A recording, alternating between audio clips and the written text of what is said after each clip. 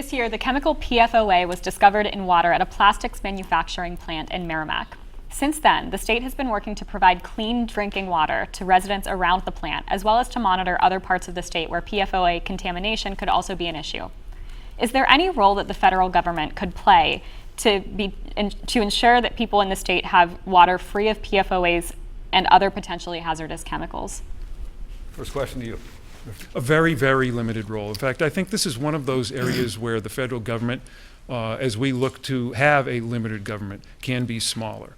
Most states have very effective environmental protection divisions. New Hampshire does too.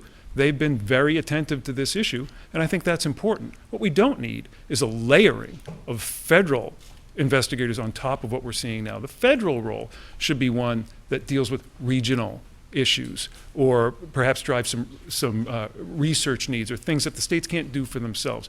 But I think that the response to this has been actually very good and does not need more federal involvement.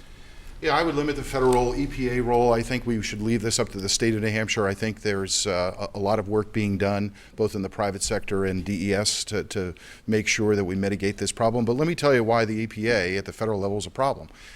First of all, they went after contiguous communities in Great Bay when the nitrogen levels after two 100-year storms increased, and they wanted $250 million worth of expenditures from communities like Rochester.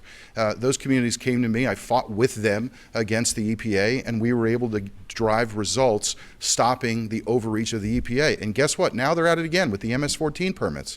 That's going to affect 60 communities in our state. 60 communities.